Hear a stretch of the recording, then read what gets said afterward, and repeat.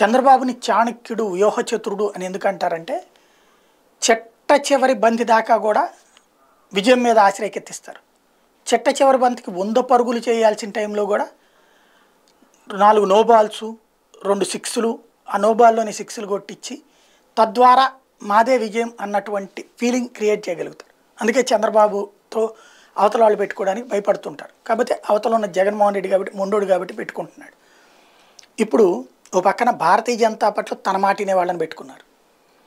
పత్రికలు తన చెప్పు చేతలో ఉండేలా చేసుకున్నారు. మీడియా ఇప్పుడు తను చెప్పినట్టే నడుస్తుంటుంది. కోర్టుల ద్వారా ప్రభుత్వాన్ని అడుగు ముందుకు పోనీయరు. అట్లాగే విశాఖకి జగన్ని పోనీయరు. ఇంకోవైపున సంక్షేమ పథకాలు జగన్ ఇస్తున్నదేమో తప్పంటారు, తను ఇస్తే అద్భుతం అంటారు, ఇవ్వగలనంటారు. అప్పులు జగన్ చేస్తోని తప్పంటారు, తన విషయంలో అప్పులు చేయకుండా లోని పని సంక్షేమాలు ఇస్తానని చెప్పరు.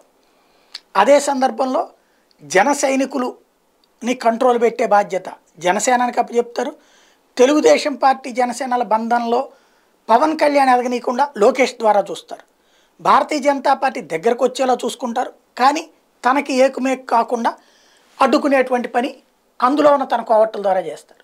ఓవరాల్గా ఇన్ని రకాలైన స్కెచ్లు వేయడమే చంద్రబాబుకి గతంలో విజయాలు తెచ్చిపెట్టాయి, అపజయాలు తెచ్చిపెట్టాయి. ఇప్పుడు ఏం జరుగుతుందో చూడాలి.